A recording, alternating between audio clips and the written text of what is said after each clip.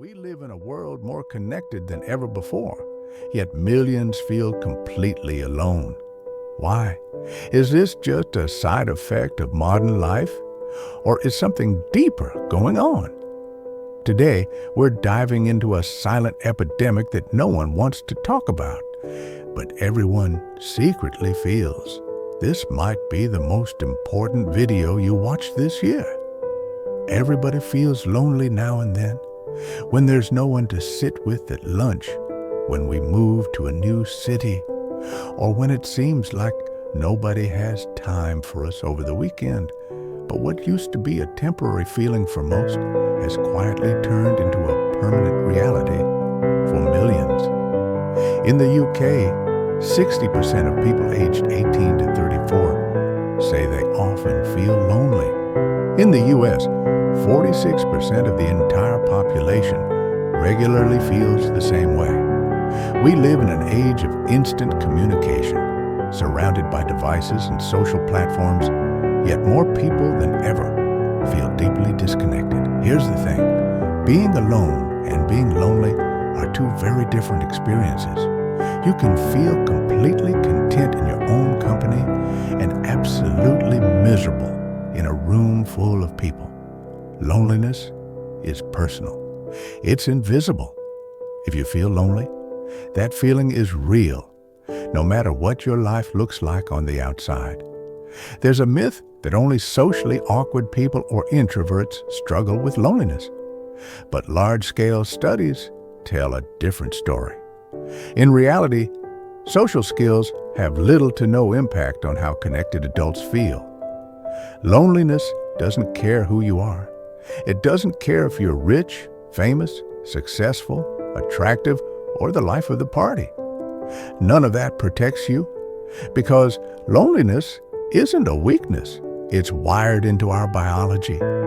Loneliness isn't just an emotion. It's a biological signal, just like hunger. Hunger tells you when your body needs food. Loneliness tells you when your mind needs connection.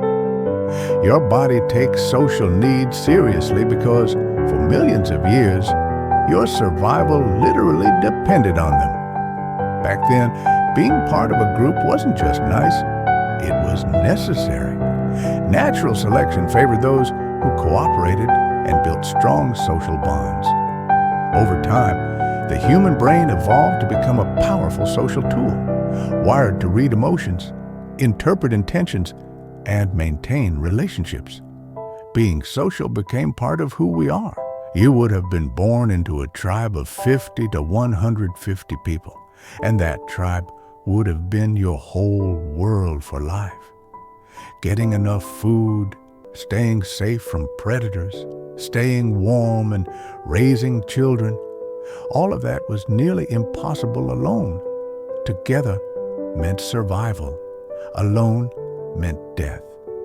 That's why getting along with others became crucial. In fact, the most dangerous threat to early humans wasn't a wild animal.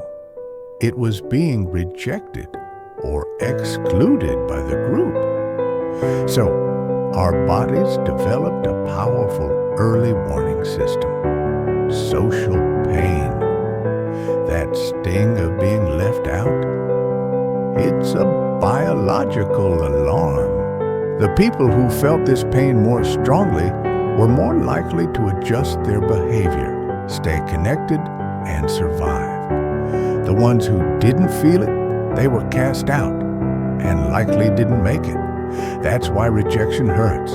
That's why loneliness feels so unbearable. It's a survival mechanism buried deep in our biology, one that worked incredibly well for thousands of years, until we started building a very different world. The loneliness epidemic we're facing today didn't just appear out of nowhere. It has deep roots that go back centuries. It really began during the late Renaissance, when Western culture shifted its focus from the group to the individual. Intellectuals started moving away from the collective values of the Middle Ages, and the rise of Protestant theology pushed the idea of personal responsibility over communal belonging.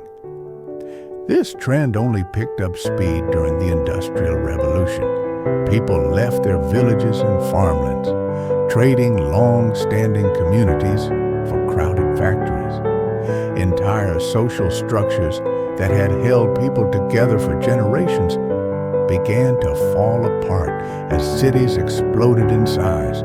As the modern world emerged, everything started moving faster, including our detachment from each other. Today, we travel across countries for careers, love, or education, leaving behind our support networks, often without realizing the cost. We now meet fewer people face to face, and less frequently than ever before.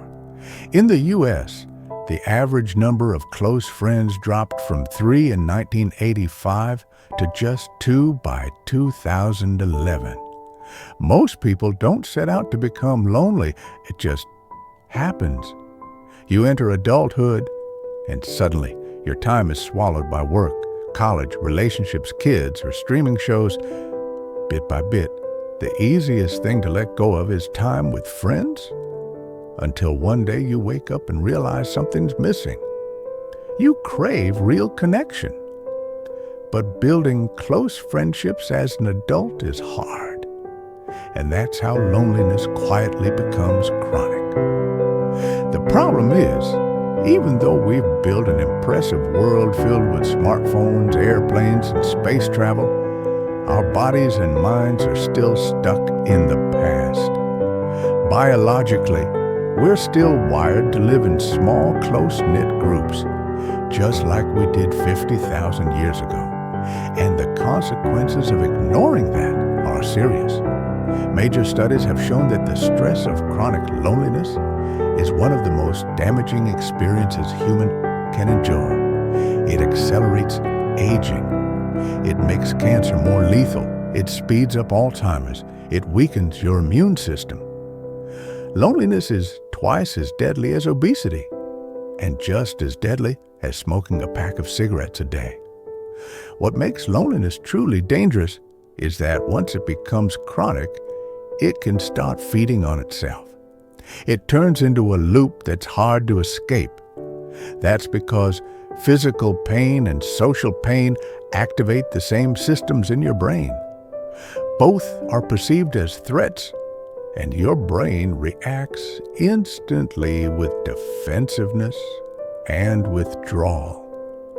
So when loneliness becomes chronic, your brain shifts into survival mode. It starts scanning for threats everywhere, not just physical ones, but emotional ones too. And it gets worse. Studies show that loneliness makes your brain more alert to social cues, while simultaneously making you worse at interpreting them. You notice others more, but you understand them less. The part of your brain responsible for reading faces becomes less accurate. Neutral expressions can suddenly seem cold, angry, even hostile. This fuels suspicion and distrust. You begin to assume people have bad intentions toward you, even if they don't. As a way to protect yourself, you might unconsciously become more self-focused, which can make you come across as distant or awkward, even though deep down, you're craving connection. Chronic loneliness doesn't just hurt. It rewires your perception of the world. If this is something you've been feeling for a while, the most important first step is recognizing the cycle you may be stuck in. It usually begins with a sense of isolation, which leads to stress, sadness, and anxiety. That emotional discomfort then causes your brain to focus more on negative experiences with others. Over time, this makes your thoughts about yourself and the people around you more negative, which changes your behavior. You begin to withdraw. You avoid eye contact. You skip that event. You stop answering calls. Bit by bit, your world gets smaller, and the more this happens, the cycle becomes, until even sitting near someone in class or picking up the phone feels like too much. You start declining invitations until they stop coming altogether. And just like that, your story begins to change. We all carry a personal narrative about who we are and how others see us. If your inner story becomes, "People always exclude me," others start to sense that, consciously or not. The world begins to reflect your beliefs, and over time, your perception becomes your reality. This shift is subtle, often unfolding over years, slowly leading to depression and a mental state that pushes people away, even though deep down, you still crave connection. But here's the first step to breaking free. Understand that loneliness is not some personal flaw. It's a completely normal human emotion, and there is nothing shameful about it. Every single one of us feels lonely at some point. No matter how confident, popular, or successful they might seem. You can't banish a feeling by pretending it doesn't exist. But you can accept it and work on its root causes. Start by becoming aware of what you focus your attention on. Are you only noticing the negative? Think back. Was that interaction with a coworker really cold? Or was it actually neutral? Maybe even kind? What was actually said? Were their words harsh? Or did your mind add weight that wasn't there? It's possible they weren't being rude at all. Maybe they were just in a hurry. Also, reflect on the beliefs you carry about the world. Do you assume the worst about others before giving them a chance? Do you walk into a room already convinced no one wants you there? Are you trying to protect yourself from rejection by never letting others in? And if that's true, can you give others the benefit of the doubt?